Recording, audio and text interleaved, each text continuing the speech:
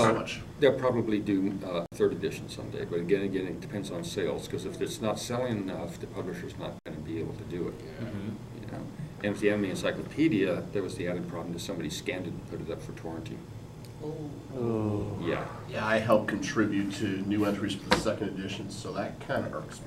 Yeah, but luckily they've been able to destroy most of the links on that. And there's a new law that's been proposed in Congress, which some people are complaining is a censorship law, that basically would make it much harder to do piracy. Protect IP, I've heard of it. Yeah, because right now, a publisher in the U.S., if you have your book put up, you have to go through all sorts of legal processes to get it taken offline.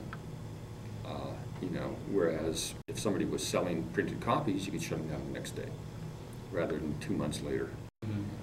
So that's a tricky thing. I mean, fans want access to things, but you got to realize, you know, the creators need money. You know, they got to pay bills. They got to have money for a new project, and the money issue is a crucial one. Especially since almost all of the distributors distributing anime in North America are small companies. You know, I mean, Viz is a subsidiary, but you know, even so, they're not that huge a company when you talk compared to other companies. Funimation is probably the biggest one. Funimation's the biggest one, and you got AnimeGo, which is still going. You know, they're doing mostly live action these days. Bandai Media too. Bandai. Sendai Filmworks, which is a subsidiary of which used to be ADV. Yeah, it's a break off on ADV. Yeah, they created these subsidiaries and then shut themselves down for legal reasons. But you know, they're doing interesting things and great things, but they have to have people buying the stuff. That's true. You know, and even if you're not buying it, rent it from a legitimate source, because that encourages the people you're renting from to stock more of it. You know, and God, you know, the prices have gone down so much. That's They're no longer. I remember seeing ads for a VHS, 2 TV episodes, $75. Wow. Oh, In wow. the very early days, and then it very quickly dropped down to about $45 and stayed there for a long time. AnimeGo's the one that dropped it down to $25. In fact, when AnimeGo started releasing movies, live-action movies, they started out with the Zatoichi stuff. In those days, if you wanted to buy a foreign film, $75 was pretty much the standard going rate for the movie. AnimeGo started at $25. So all of the other companies had to start dropping their prices down, because AnimeGo was just selling like hotcakes. And they were going to go out of business, and then Yeah, they saw that AnimeGo, well, actually they saw AnimeGo was making good money. You know, they saw the volume that was going out, and they said, okay, we've been making money at $75 a tape. If we drop it down to 25, we'll make even more money. And so that's what happened. So the anime companies have had an impact on that phenomenon. I see. You know, so that makes it also interesting. So like, you know, so from like 2005, like, you know, from your when you published like your last book to like, you know, now 2011. So what are like last series that you like, you know, look at like, you know, from that series that you that you enjoy or like to analyze? I'm curious. Oh, to tell you the truth, I've been looking a lot at things that deal with Japanese history. The Japanese history, like I want to call it Sengoku Basara. That, even though that's just really No, well, for example, Rurouni Kenshin. Rurouni Kenshin. Ah, yes. That 1860. opened up the eyes to anime fandom, to the whole, you know, Bakumatsu period, you know, things like the Shinsengumi and all of that. It's really fun. You go to like an event put out by a Japan Society or Japan Foundation, and you got all these people who are very knowledgeable about Japan, but yet only ones in the room who know about the Shinsengumi are the Japanese. You go to an anime convention, almost everybody knows about the Shinsengumi, you know, and that's part of the fun. The way certain aspects of Japanese history and culture enter the consciousness of non-Japanese through popular entertainment. Like how people like you understand like, you know, the Japanese school culture, you know, like the history like that. And, I mean, I learned a good portion of it from of course from anime, because of course I was big on Chinese history actually, European history. I didn't know much about Japan until before watching an anime, especially like Rurouni Kenshin. Well, you start getting curious. I mean, have you seen Mirage of Blaze?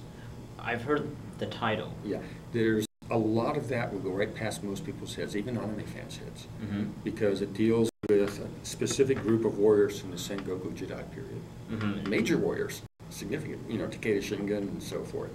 But it has all the people around them involved in the story, and it's set in modern Japan because, you know, it's the ghosts. Wow. You know, and But that's a very interesting show. That's very much a josei show. Josei.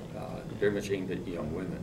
And in Japan, some of the really hardcore fans of Sengoku Jedi history are women. You know, it's like a big phenomenon there. Mm-hmm. But things that deal with Japanese culture, the foods, so forth. Not that much science fiction anime has been coming out. Yeah. You know, Planetease is great. Oh, You know, things like yeah. that of course, Ghost in the Shell standalone complex. You know, we haven't seen a good dirty pair of Bubblegum Crisis come along in a long time. The last one- I'd like to see something like a Dirty Pair of Bubblegum Crisis come back, and Yeah, even I in miss just all in a the new vehicles. generation to show these up and comings that this is what it was back Back then then. when it wasn't about really cute girls doing cute things. It was about these strong women going out and kicking some butt. Well, things like Ghost in the Shell standalone complex are kind of like the modern version of that in a sense, because you got the role of the major, of course. Yeah, you got Exactly. the suspense and intrigue of the plot. Yeah, Right. and also dealing with modern themes like like the terrorists. like that, and it talks about it goes into like at least in the second season, like the politics a little bit, Mhm. and like me and my roommate, he gave me the shows on his hard drive. We're watching it and then watch the movies and like we watch and it's very well done. Like I like the story. I really love the characters. Mhm. I've heard like I know who Motoko is obviously. I heard like the openings, and I've always on. I didn't have a chance to watch it, and Well, I wanted and I do want to see more shows like that. Yeah. And part of the fun of some of the shows is the way they put in references to the original manga without Mhm. doing the same story. And, you know, so there's a lot of, stuff happening. It's just, the way the market changed. There's that whole generational split in otaku culture in Japan. The older otaku tended to be the more hardcore science fiction otaku. Mhm. They wanted, like a worldview to be part of the story. So you got Gunbuster, you got Wings of Onimisa, you got the whole Ghost in the Shell phenomenon. It's very much that style. But then you have that newer generation of otaku who primarily are fans of things of the whole moe phenomenon. Mhm. Part of which was driven by work created by the old generation. Wow. Also, they had a role in it. And then, there's also the whole development of video game culture, Mhm. which went from fairly primitive until the early 1990s to much more sophisticated. That's had an impact. So if you compare like Otaku no Video to Genshiken, you can see two different types of otaku Mhm. in there. And the difference between that, the older otakus tended to have a much more common vocabulary. They knew about the same shows. They had grown up in this, looking at the same type of material. They knew about a lot of American science fiction, Mhm. written and movies and so forth. The newer ones tend to be more splintered. They tend to focus on certain types of things. I'm not saying one's better than the other, but it's a very different type of phenomenon. Mhm. Yeah, it's caused a sort of rift in the old and new schools of otaku. Yeah. That's true, yeah. But Yeah. I mean, like, but things like this. I mean, with like I started getting into anime like 2000, like around 2000, 2001, and then watching the shows, whatever. And then I know it's like within just a span of 10 years, which is not that long, but within the entertainment industry, it's like it is considered like almost a century almost. Like Yeah. things just constantly keep changing. I noticed like even like I'm pretty sure like you said like you go back and you look at the art style. I remember like Rurouni Kenshin. The style was, I mean, it's in the backgrounds are still really beautiful. The characters, like, they're within very proportioned.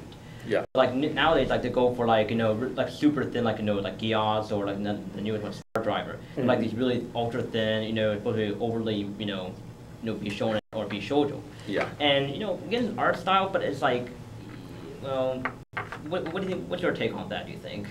It can get boring. It can be exciting in a particular work. Mm-hmm. I'm a fan of the 5-star stories manga. 5-star stories. Exaggerated thin, characters in many cases. But you have a lot of variety Mm-hmm. within that. But if everybody starts looking fairly much the same and the only differences are their hairstyle and the clothing they're wearing, that's not very good character design. You need differences in facial structure, body type, and stuff. Mm-hmm. And, you look at, for example, Gundam. Right. You look at the Universal Century Gundam stories. Mhm. and you have like a lot of middle-aged guys in there fighting as soldiers and stuff. But then you look at things like Gundam Wing, like pretty boys, pretty boys, pretty boys, pretty boys. Yeah. Yeah, Nothing I mean, but. that's fine in its own right, but do I need to see the same scene of the same Gundam unit shooting its guns that's a copy of the scene that's been shown 20 times before in the series, again and again and again and again? No, I want something that's a little bit grittier, something that's a little bit more realistic, and the Universal Century Gundam stories, for example, have that. Mhm. It's, because those are much more based like on, they're closer to war movies. Yeah. That's the model that they had. And there really, and there aren't that many, or at least like the more darker and the nitty gritty shows nowadays. Yeah. I mean, the other one that we tried watching was Ashiki, who Mhm. talks about like sort of like vampires or like zombies a little bit, and it's a very well done. It's a very well done show. But then like I can and the characters still have that kind of thinness. But the thing is, it works actually in that show. Yeah. So there are cases you're right. I think it does work, but Yeah. if it's the same thing over and over again, then. Yeah, everything becomes too similar. Mhm. And that's, for example, I think a problem that's been in American animation, is that American animation has been dominated by certain tropes over time, that it's really restricted to creativity. I mean, there are incredibly gifted people working in the animation industry. They don't have very many opportunities to express a lot of that. Or try out new things because, like, Yeah. if you, like, I guess, do you think it's, there is a bit of fear, like, if I try something new, it might not sell well? No, Or they is want it- to try something new, but the people putting up the money won't let them. Oh. See, the Japanese have one major advantage over the American industry. In Japan, a TV show lasts 13 episodes or 26 episodes Mhm. in almost all cases. And then something different is done. Mhm. And then something different is done. Very few shows go beyond 26 episodes. Mhm. It's a very small minority. So within that, you have great opportunities to try different things. You don't have shows that go on for 5, 6, 7, 8 years, and go on and on and on. Imagine if The Simpsons had ended after 2 years. Oh, And something Wow. else had been on that had lasted 1 year, and something else had been on that had lasted 1 year. We would have had a lot of variety. Yeah, and I think that's it's a good point. Like with the Americans and stuff like that, there's like things that are like just very long running. So like something like you can watch The Simpsons like back in 2000, and you can still be with the same thing 10 years later. I mean, Yeah. And do we need any more animated sitcoms? I mean, we're oversaturated with like Family Guy. Yeah. Yeah, it's like sitcom after sitcom after sitcoms. I mean, the Jetsons and the Flintstones started it. Those were the first animated sitcoms. That's what they were. I remember in the magazines at the time, they were talking animation on TV for adults. Because that was the audience they were aiming for. But it was just sitcoms. So that the industry has little opportunity to develop and change and do something different. And whereas Japan has had this opportunity to do variety. And of course, the manga industry being huge in Japan, that brings in, great potential for stories to draw on. Whereas in the U.S., we haven't had that kind of tradition. You mentioned creativity between Japanese and American animation. What's your take on Marvel and Bones' project for Hero Man? To tell you the truth, I honestly haven't looked at it. But one thing that has excited me that I saw recently was the animated clip that was in the Howl movie. Howl? The story of Allen Ginsberg's poem. They have Ginsberg doing a reading of the poem in the coffee shop in San Francisco, and then the reading is animated. And it's really interesting stuff. Some of the people working on it are people at Wild Brain. And Wild Brain has got some incredibly creative people. You almost never hear their name.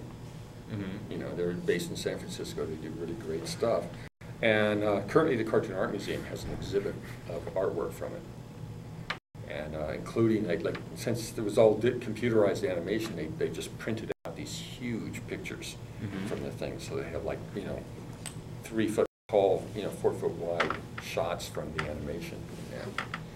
So there's some really wonderful people there. But I know people, who started out in the animation industry in America who are working in Japan now. Because they feel they have a lot more, opportunity to do stuff there. I mean, there are people who have worked over here for years, improving themselves, and then gone on to work overseas. Still a small number, but it's an interesting thing.